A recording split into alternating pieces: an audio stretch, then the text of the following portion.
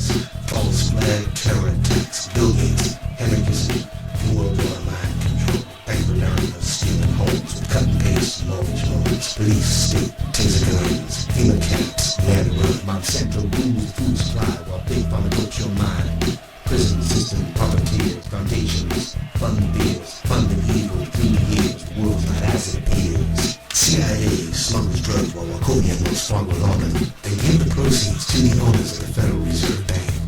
Now the IRS takes money out of every single check. Money created out of thin air and leave you with debt. They want to make you a serf, a slave to their demand. They want to take your life in every way they can. Fluoride, GMO, vaccines, chemtrails, United Nations genocide. The world they show us is not real. This is how they kill and steal. Rothschild, Bundy, Rockefeller, Club of Rome. On the Georgia Guidestones written in stone. Cut through the matrix, awaken to the lies. Do not be hypnotized. We are one nation under God.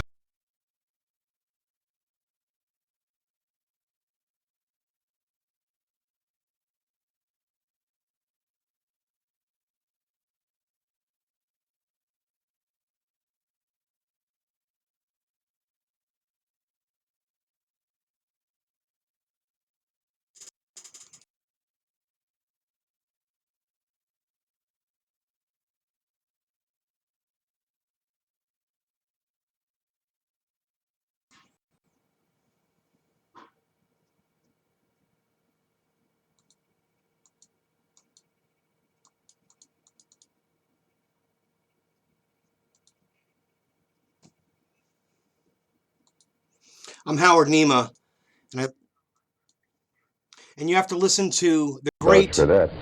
Well, you are Robert Wells. Foreign Relations. Robert Wells. No, I don't think so. Yeah, I'm a member of the Council on Foreign Relations. You had a computer. Well, you've certainly. Well, let me just tell you what Newsweek says. That What you're hearing right now. The John Birch my Society computer's really considers slow. I don't know why. only one but, arm of a master conspiracy in which socialist American insiders all are right. plotting to establish world government. Okay, sorry about that. I'm trying to use the high definition. I changed my settings, and I guess it's slowing everything down. This is Howard Nima, Truth Talk News on truthbroadcastnetwork.com. We are live. It is Tuesday, the 26th of June. Interesting show last night. Got a lot of good information out there about this troll, Michelle Woven.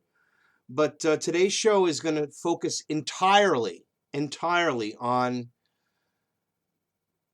basically the murder and the conspiracy to deceive the world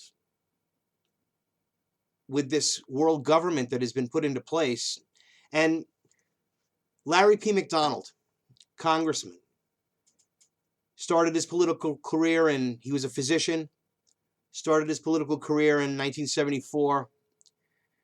He knew right away, long ago, that the left-right paradigm was a joke, that the Democrats and Republicans, it's just, you need to use the parties because that's what, go with the party that you have the most chance of getting elected. Now, he was one of the most conservative people that you could ever meet. However, he was a Democrat, and he was really a rebel and a big threat to the New World Order. He was spewing stuff that they just didn't want anybody to know about. And I know it's hard to believe that an airliner with 269 souls would be shot down to kill one person. But this is how these criminals operate. And Larry McDonald was murdered. We'll get into the whole speculation of aspect of it, but knowing the technology that is available when we come across it, I'll interject. But I have a 32-minute segment here of Larry P. McDonald speaking of many things. And one of the first things I think that's very important to show, and I think I'm going to show this to you right now instead of this Tom Braden interview, which is what you heard with Pat Buchanan from May 1983 on the Crossfire show.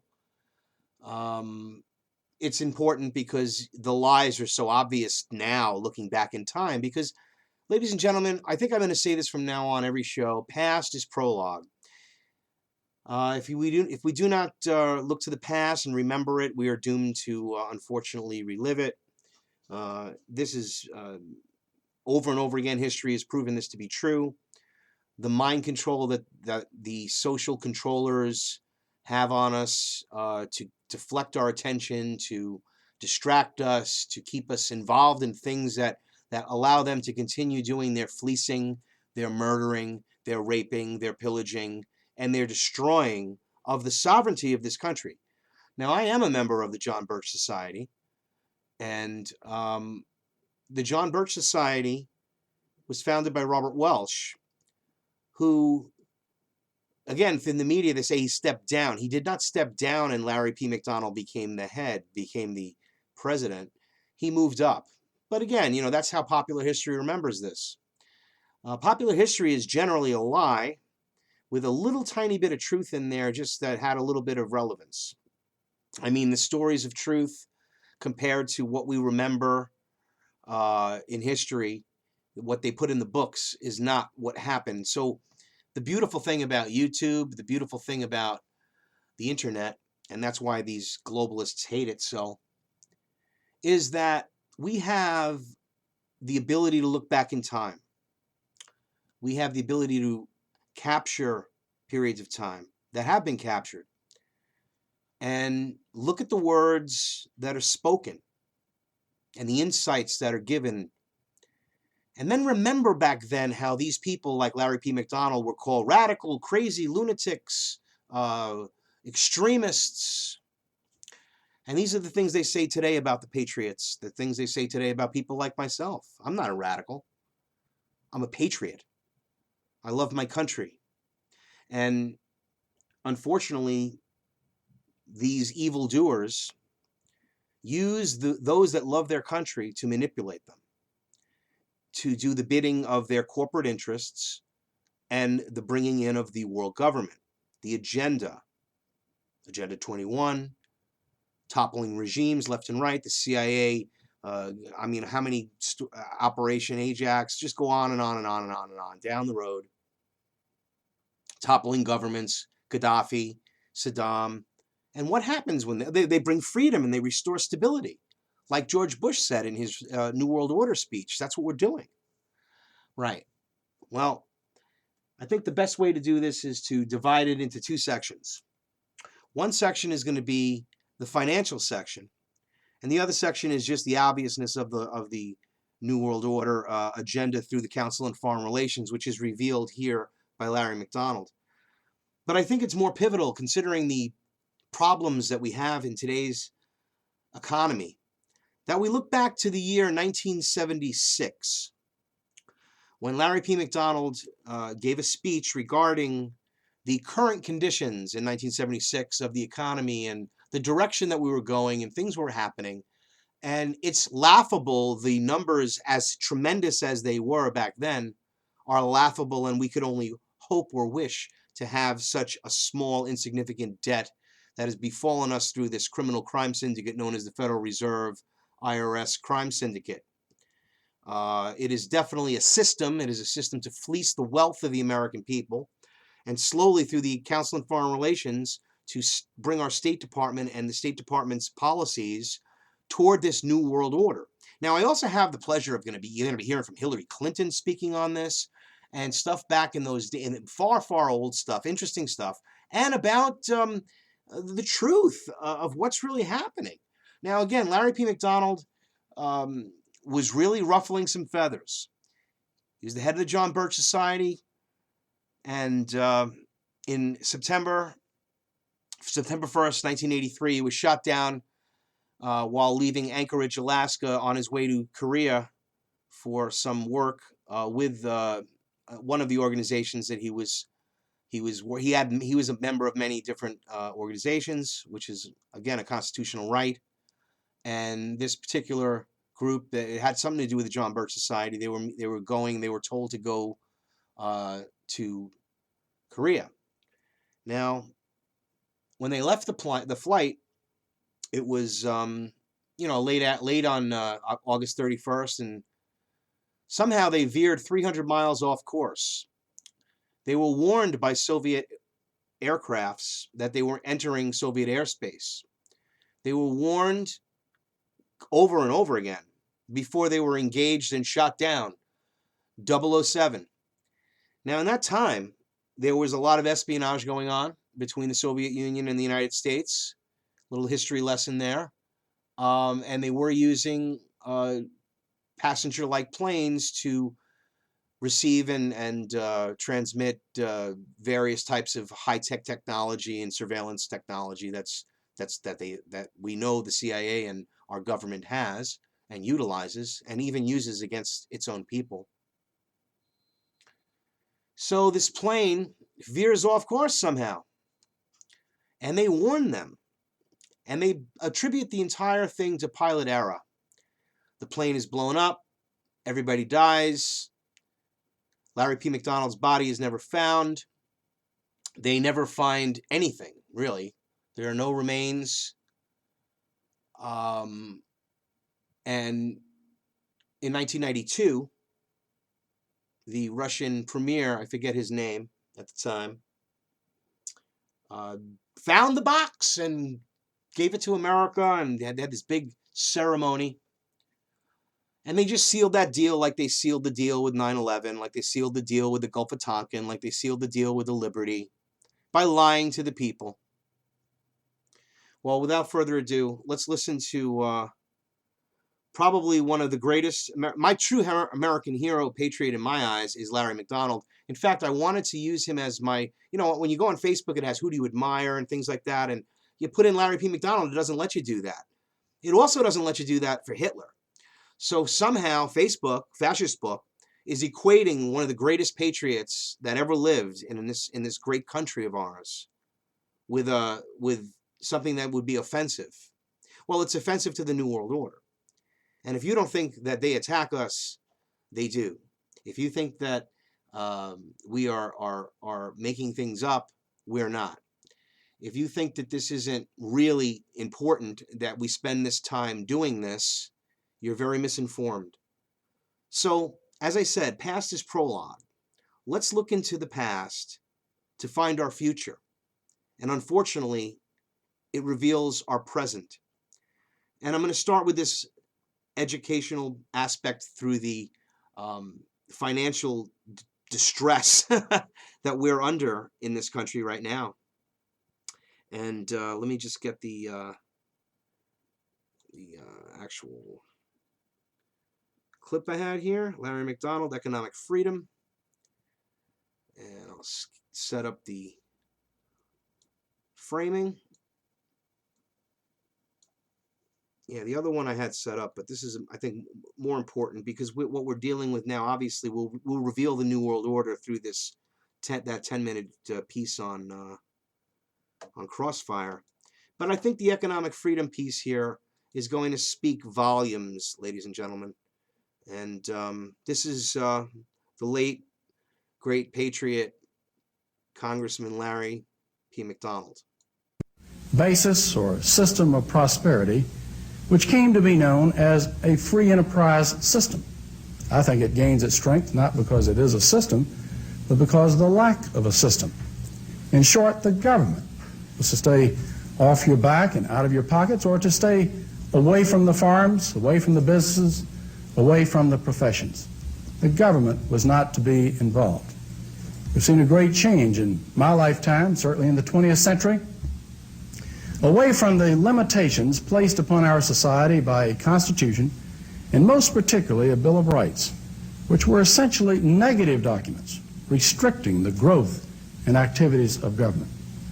Today we find the federal government involved in the professions, telling doctors how to doctor and telling teachers how to teach, and as one wag said, telling carpenters how to carp.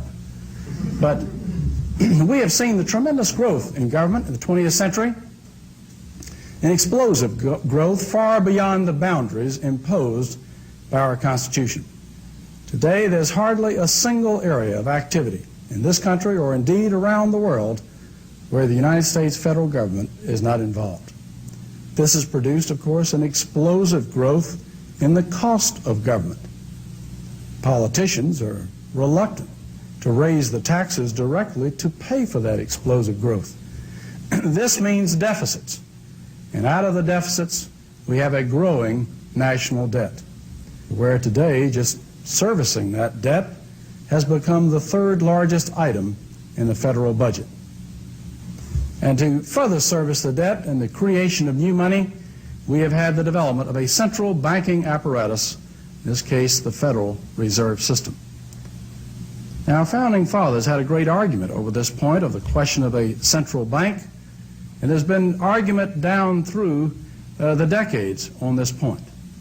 But one thing that is very clear with the development of this, it has become the engine of inflation.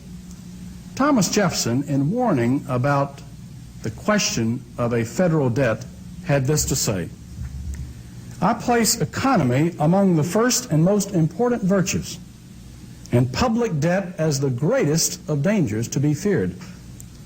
To preserve our independence, we must make our election between economy and liberty, or profusion and servitude. If we run into such debts, we must be taxed in our meat and drinks, in our necessities and comforts, in our labors and our amusements. If we can prevent the government from wasting the labors of the people under the pretense of caring for them, they must become happy." I think the emphasis on that has to be that last sentence, that if we can prevent the government from wasting the labors of the people under the pretense of caring for them, they must become happy. Absolutely. Listen closely, everybody, how things are already evolving from what he stated and the Founding Fathers' words. I mean, it's just remarkable how they demonize this person and eliminate him from conversation. I mean, I think I should actually do another. I think I might actually do an entire We Are Change Connecticut 3-hour segment on him, because I was doing such research on him to put something together for tonight, and there's just so much information that's awesome. And then after the Korean airliner crash, I do have some footage of this stuff. They briefly mention him, but all the upper propaganda films, there's propaganda films they put out about this, television shows, you know, just totally downplay the reality and saying that it was pilot error and all of this stuff. This plane was shot down in a similar action to the plane was taken over. The passenger plane was taken over, the controls were taken over, and it was brought off course. It was not pilot error. The pilots were probably trying desperately to answer, because these evil, sadistic bastards probably actually let them hear this, but they weren't able to get through to them. Or maybe they thought they were until they couldn't get a response and then realized that the jig was up. And they're not going to alert the passengers to this. Certainly, that would be fearful and terrible, right? So really wouldn't matter if they did either. It's just like another one of those speculative stories about what happened to the people on the planes on 9/11. Well, they all died. That's what happened to these people. And they all died because of a criminal element that has hijacked our government. The Illuminati, the connection to all of the hierarchy of institutions that we all look to with such admiration and such respect. Well, those institutions killed Larry McDonald for one reason. They hate freedom, and they wish to enslave us. And in 1976, things were tough, and they said, things are hard. The economy was very rough. Oil embargoes, oil crises, again, all fabricated, all Hegelian dialectics put into action. And then there was a little bit of waking up that year, people at network, a little bit of rabbling, and then it quiets down. It's almost like the COINTELPRO, like they'll give you a little bit, but they don't give it all to you, or they'll control what they give you. Anyway, don't want to digress, because this guy is just amazing, and there's about 7 more minutes, and I won't interrupt at all, and then we'll comment on it and move further into the great Larry McDonald's life. one of the most underrated patriots ever. I mean, people talk about these founding fathers, you know, they talk about the past, and the past is, like I said, prologue. But it's looking to the past, and those who look to the past, who can see and envision the future, and can make the difference in society. And they're a danger to an order that's trying to enslave. They're a danger to an order that's trying to steal and remove property rights and literally put a communist manifesto into place. It's absolutely Marxist, and it's happening. I could get into current events talking about Obama and, like, you know, come on, Obama, Robama, you know, they're the same, cut from the same cloth. Although Henry Kissinger now has backed, as you saw in the opening clip there, Henry Kissinger is backing Romney, so we know where that's going to go. So obviously he'll do a better job, you know. They're all doing a wonderful job. These presidents are all making millions and millions of dollars when they're done, not because of the people, because they're getting paid back for all the criminal ways that they deceive the people and further enslave the people, like bring us farther into debt, wasteful spending. And we're conspiracy theorists that we bring this to light, because you got to wake up. You got to knock your head open or something. I don't know what it is. People that don't understand what's going on, and they don't understand that it really is, and it is a conspiracy. Okay? It is a group of people like the bankers that got together to create the Federal Reserve. What do you call that? What do you call people like Paul Warburg and Nelson Eldridge and Morgan, who was backing the Rockefeller, the Rothschild interests, and John D. Rockefeller? What do you call when they all get together, a bunch of bankers, and go hang out and down on a private island and create a Federal Reserve that brought us here? And Larry McDonald was warning us, and he warns us further. Now, with this explosive growth of new money, that means, of course, inflation.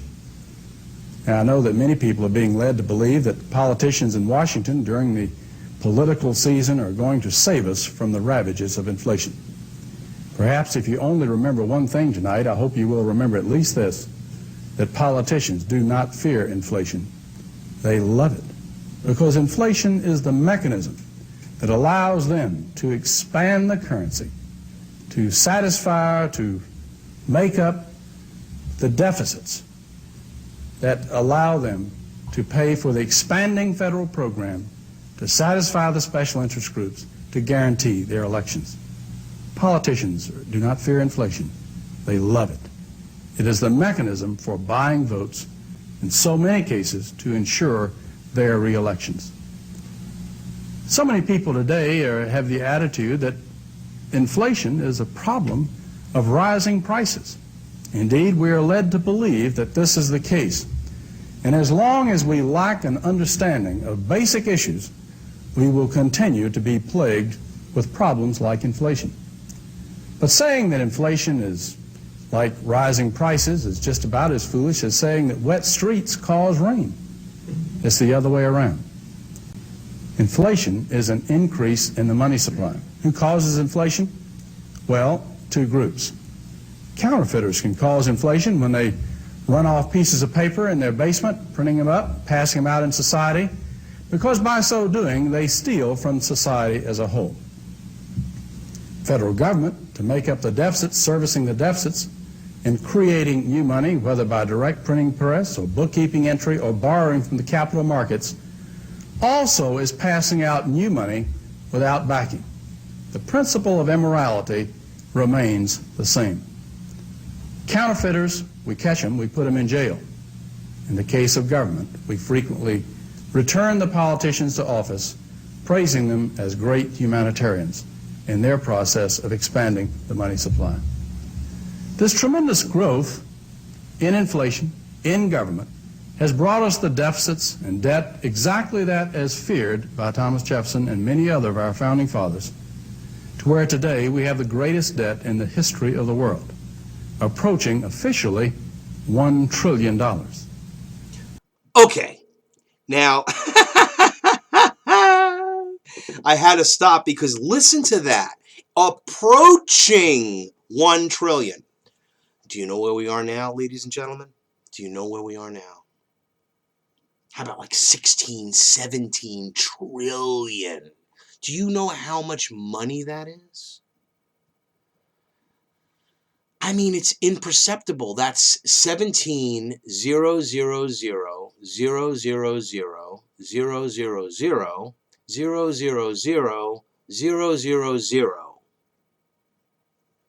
I believe. That is a lot of zeros. You couldn't, I mean, it's just incomprehensible. And it's debt created by this Federal Reserve crime syndicate. And again, I don't want to interrupt Larry. He's just the best and has taught me a lot. I mean, I've just about seen everything that's on the internet about Larry McDonald, read about him. Did you know, and you might not, that he was the cousin of General George Patton? And did you know that one of the reasons why they killed Larry McDonald wasn't just because he spouted off his mouth, but he had high-level military connections, and he had a plan, a absolute plan, which you cannot really call it a coup d'etat, because the plan was that he had in place an army of patriot soldiers, an army of patriot commanders and generals who, in the event of a communist or fascist takeover of our government, would act. These patriots and the blood of the forebearers, the ones came before and after, has been stained on the reputation of this great country that we supposedly live in. We are a warmongering imperialist nation controlled by the British Crown. We are not a republic any longer. We can be. They talk about democracy, but they never speak of a republic. Did you ever wonder why? As we all know, they're moving towards the world government. So it's amazing to think that's approaching $1 trillion. So what? So what does the number actually have to approach? And then the debt ceiling just keeps getting raised. When do you say enough is enough? When you yourself finally lose your job and your home and all the things that you have, before you wake up and tell others and join in these broadcasts, watch them, share them. You can download them and put them anywhere you want. These things are everywhere. And we're on like 50 different networks on Saturday. It comes out, I mean, this message gets seen all over the world. We have connections with a vast majority of networking groups that are getting this information out. And we can do this. And everybody should do this. I say this all the time. Get together, get information that is critical, that is factual, that is truthful, and share it with everyone you know. And don't be afraid of what people think. Eventually, we're going to be the majority. Now we're the minority, because people think, you know, a lot of people that are, far more people are asleep than are awake at this point, but they're waking up. And soon we will be the majority. And when that occurs, well, that's critical mass.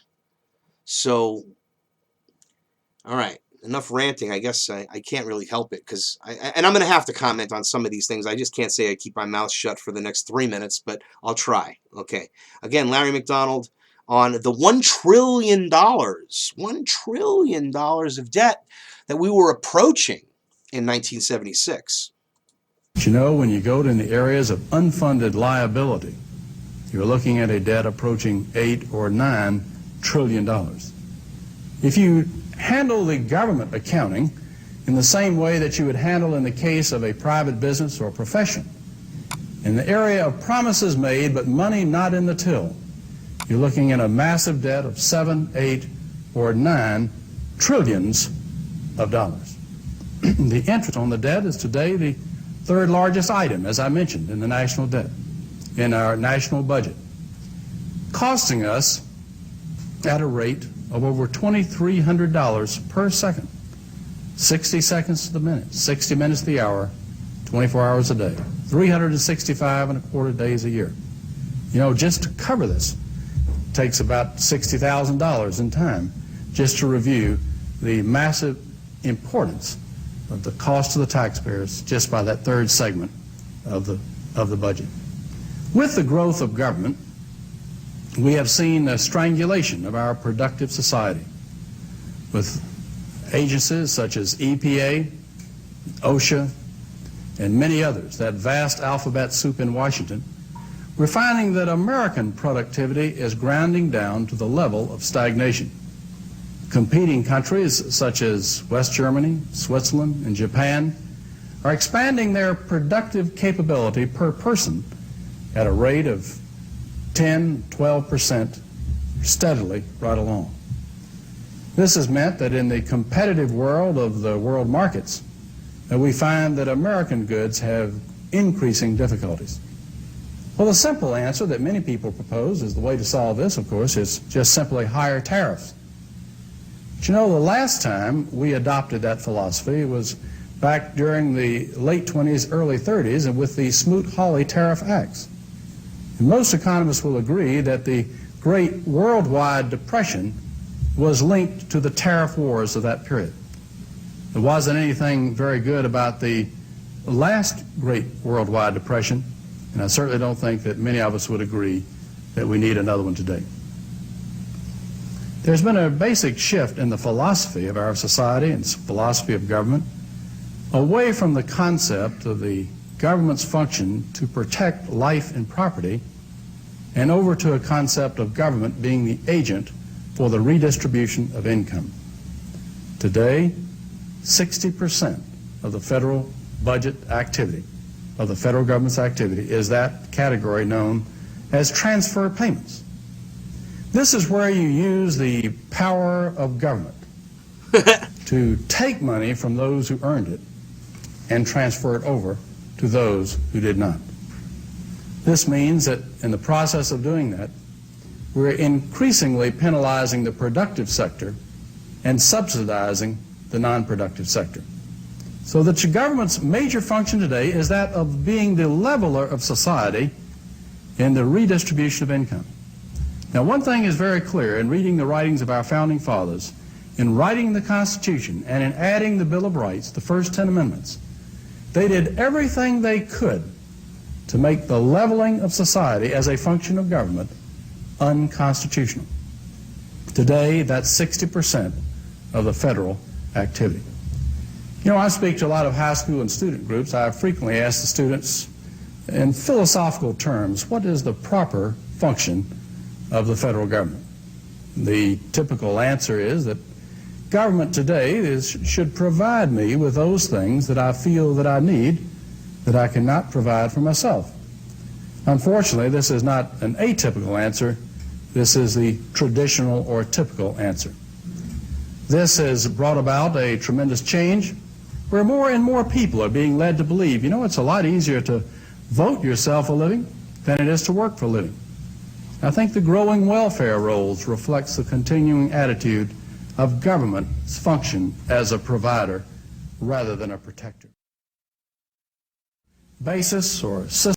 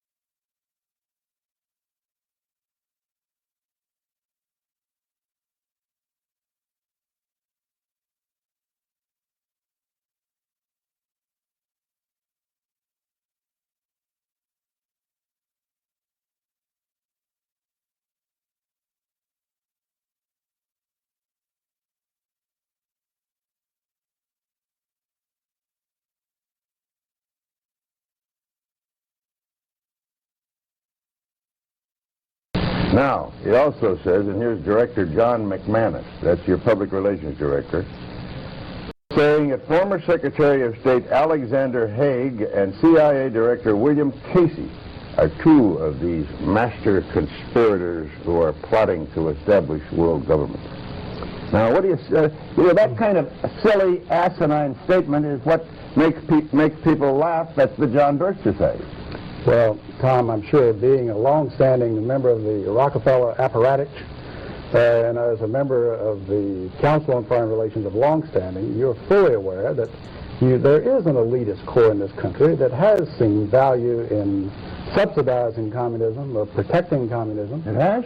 Sure. You're accusing me of subsidizing communism? No, I'm saying because that I happen to belong to a there is an elite core. Study group? No, wait a minute. There is an elite core in this country that has dominated American society. Well, I'm not one of them. Well, Trilateral Commission. The Trilateral Commission, Council on Foreign Relations. State Department, I suppose. Well, let's face it, they've dominated the State Department for 40 years, and pretty much openly. All right, but what are they trying to do, Well, Congressman? their objective is to try to bring about a gradual transition in our society, a dissolving of sovereignty, and a moving steadily to the left on the political spectrum. Well, who are they? Belief, the elitist groups that I mentioned, particularly key individuals and policymakers in the Is Council the on Foreign International Relations. Monetary Fund part of this? Well, I would say the International Monetary Fund has certainly been set up for the purpose of facilitating that transfer of sovereignty and transfer of wealth on the road. All right, we elected Mr. Conservative. Let me just finish the point, because otherwise we're going to have a lot of unanswered questions. That you are looking at a group that has worked to bring about a dissolution of national sovereignty on the road to world government. And certainly you're familiar with local Professor Carroll Quigley, who has been part of your club, in which he admitted all this. And he said in his book, Tragedy and Hope, the only thing I disagree is that we've worked to keep it a secret. And you see Arthur Schlesinger Jr. writing way back in 1947, says, yes, this is the hidden policy of America. But we can't tell the American public because they're too unsophisticated to see the value. What is the instrumentality of world government? What is the instrumentality? All the things to say about Arthur Schlesinger. That's the silliest statement I ever heard. He never made anything like that. Well, let me suggest that you read the May-June issue of the Partisan Review of 1947, Tom, and you can read it for yourself. It's called Arthur Schlesinger said there was a conspiracy, to promote communism. No, he didn't use the word conspiracy. He said the objective was to bring about... Well, let me finish. I'll tell you. He said that the objective, the secret policy, which we can't tell the American public because they're not sophisticated enough to see the value, is that through a steady result of erosion of new deals, we bring the American society steadily to the left, and through a sound concept of benign containment, we merge into the vital center of the socialist left. Those are his words, not mine. I think John Kennedy was a member of that conspiracy? No, let me ask you this. The World Federalist movement in the post-war era contained a lot of people who eventually broke with it, and a lot of people thought the UN, in the post-war era, looked toward world government. Indeed, they did, up until 48, 49. But a lot of them said, look, we were utopian, that's over and done with. We can't move. And a lot of them came in Kennedy's government. Schlesinger was in there when they were fighting in Vietnam, launched the effort in Vietnam. Schlesinger was behind the Bay of Pigs. In other words, look, isn't there some move that occurred in the post-war era that now has been dissipated because nobody believes in the utopian ideal of world government anymore? Well, I think there are those that realize that moving straight from a prototype of the United Nations into world government perhaps is tactically impossible. But phasing out increasingly national sovereignty into regional government and phasing out sovereignties into international treaties in multiple areas the whole movement toward, quote, interdependence. Yes. NATO is part of the conspiracy? Well, there are certainly elements in NATO. There are people in NATO who are very strongly dedicated to the defense of the West. But at the same time, you find in NATO a steady dissolution. You find a growing weakness. There's a NATO policy dominated by State Department policies that has not worked. Well, it's a regional grouping, and I think, therefore, it may be suspect by the John Birch Society. We're talking with Congressman Larry McDonnell, who has recently been elevated, I guess, to chairmanship of the John Birch Society, succeeding Robert Welsh. We'll be back in a minute.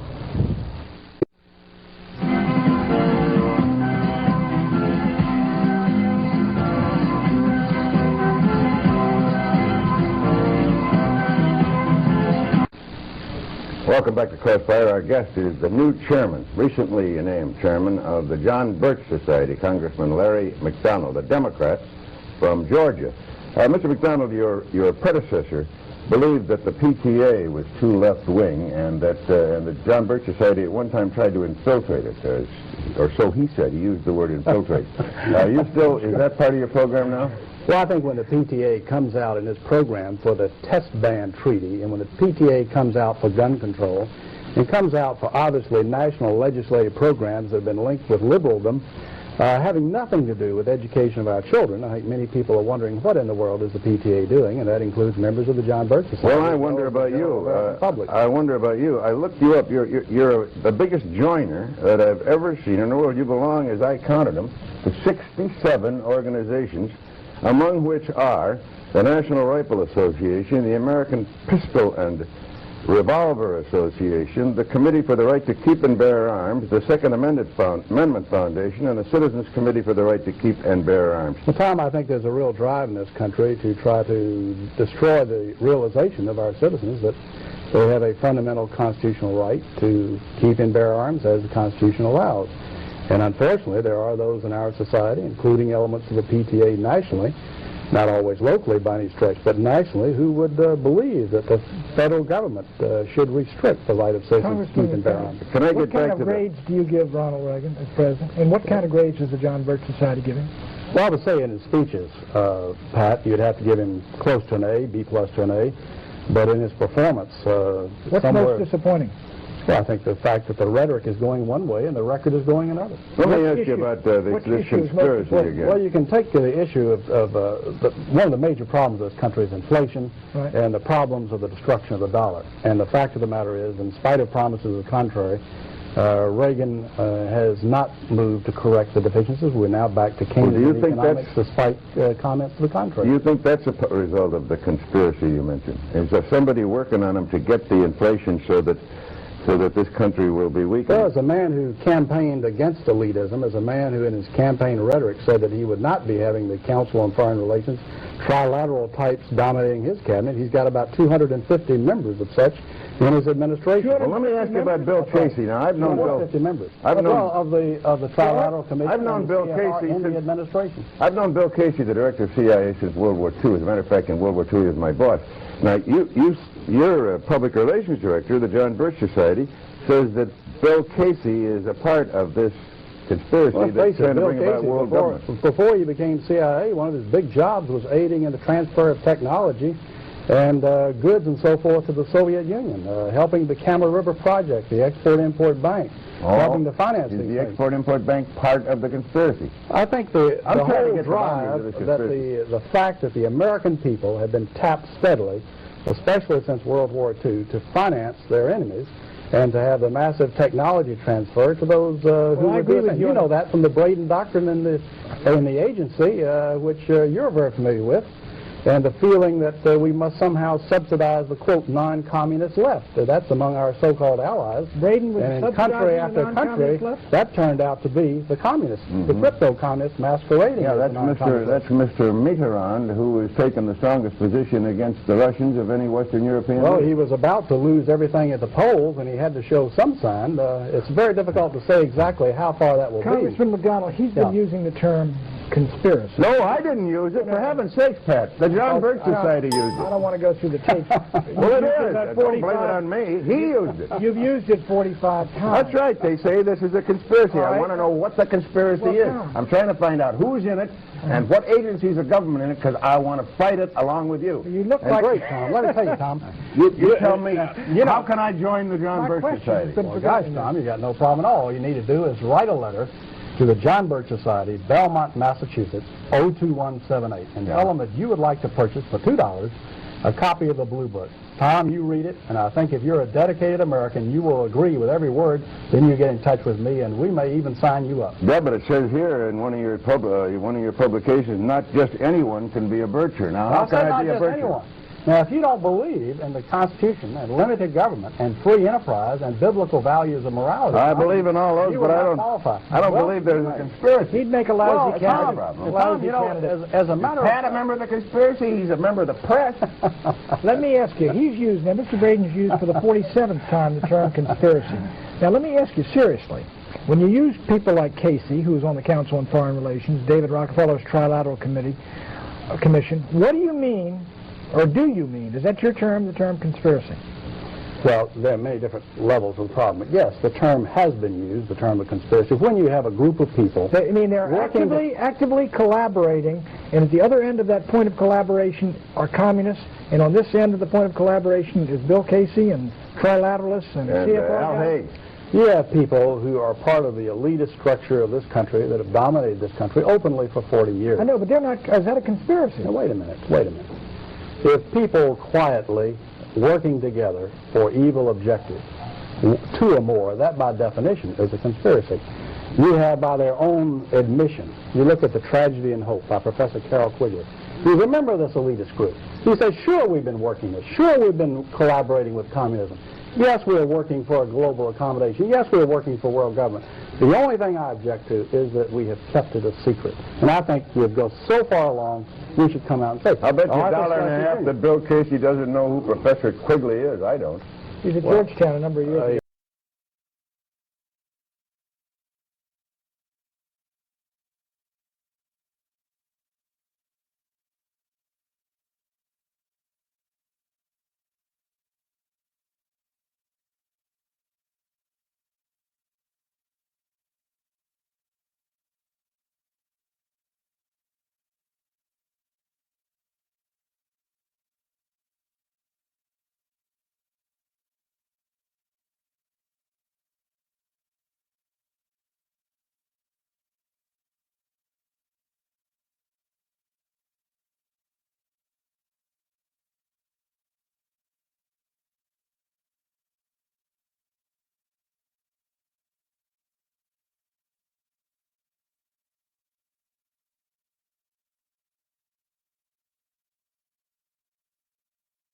The World Federalist Association, or WFA, is one of the largest organizations that openly promote world government. Periodically, the WFA extends a Global Governance Award to a prominent individual pushing for the same goal.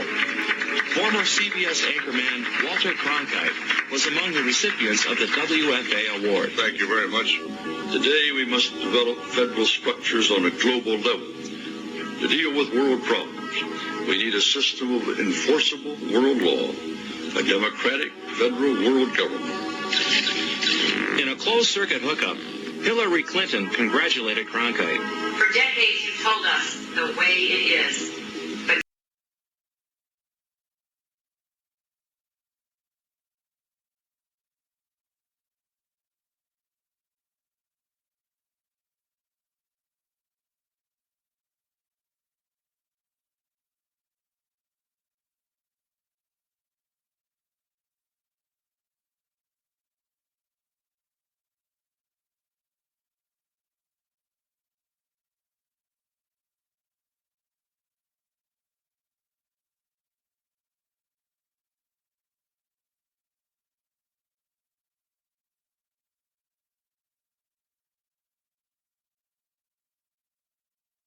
tonight, we honor you for fighting for the way it could be.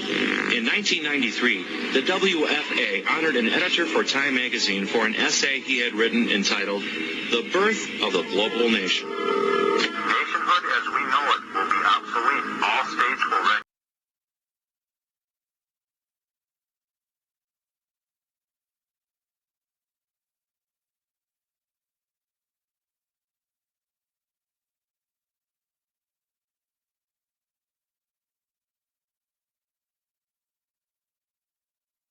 A single global authority. After receiving the award, the editor, Strobe Talbot, was appointed Deputy Secretary of State in the Clinton administration. In February of 2000, the New York Times allowed the WFA a full-page ad to spread its globalist propaganda. In the shooting down of a Korean jumbo jet off the coast of a Soviet military outpost. Among those killed when the plane came down was a Georgia Congressman, Larry McDonald. We'll find out what his wife has to say. She believes there was a conspiracy to kill her husband, and she is thinking now about trying to succeed him in Congress. We'll see what Kathy McDonald has to say about the death of her husband and find out what she wants this country to do about it. From Flushing Meadows, New York, we will see the results produced on day 3 at the U.S. Open tennis tournament. And also tonight, we will have a report on the passing of Washington State Senator Henry Scoop Jackson. Newsnight is next.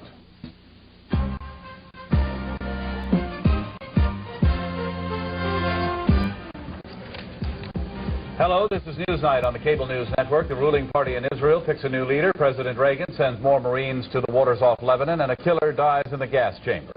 We will update the Korean airliner story, but first, as to how the flight got off course, why the Soviets blasted it out of the sky, and how the United States plans now to respond.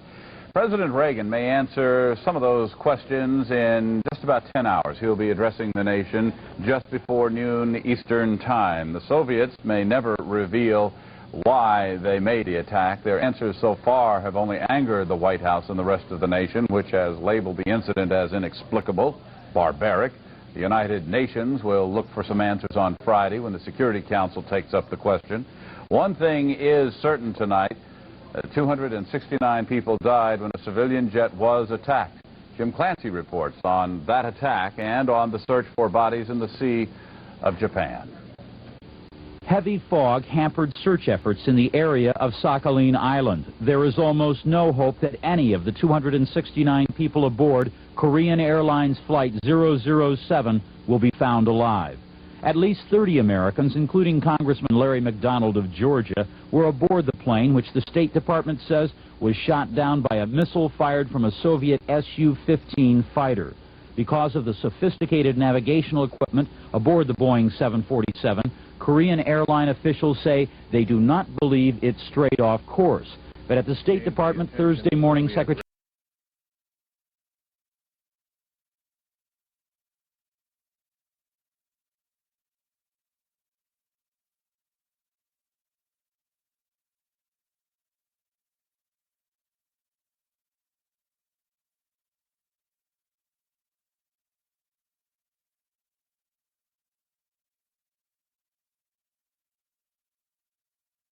George Shultz said, in fact, the unarmed aircraft had strayed over the Soviet island of Sakhalin. The aircraft strayed into Soviet airspace over the Kamchatka Peninsula and over the Sea of Okhotsk and over the Sakhalin Islands. The Soviets tracked the commercial airliner for some 2.5 hours. A Soviet pilot reported visual contact with the aircraft at 1812 hours. The Soviet plane was, we know, in constant contact with its ground control. At 1821 hours, the Korean aircraft was reported by the Soviet pilot at 10,000 meters. At 1826 hours, the Soviet pilot reported that he fired a missile and the target was destroyed. The flight path between Anchorage, Alaska and Seoul, Korea regularly takes commercial aircraft within 80 miles of Soviet airspace. Airspace considered sensitive because of military installations on the Kamchatka Peninsula. Secretary of State Shultz made it clear that intelligence sources were monitoring the conversations between the Soviet fighters and their ground controllers. But it remains unclear what happened during the period when Soviet fighters had visual contact with the jumbo jet. The official word from TASS received at the State Department said only that the Soviet fighter planes tried to assist the 747 to the nearest base. The message was the same from Radio Moscow. The intruder plane did not react to the signals and warnings of the Soviet fighter plane and continued its flight towards the Sea of Japan. Neither TASS nor Radio Moscow made any mention of shooting down the unarmed jet, but they did say its navigational lights appeared to be inoperative, perhaps signaling the jet was having electrical problems. Korean airline executives said any pilot with so many civilian passengers aboard would have certainly obeyed directions from fighter aircraft. Korea and the United States are still awaiting a satisfactory response from the Soviet Union as to why the passenger plane was destroyed in midair. Jim Clancy, CNN.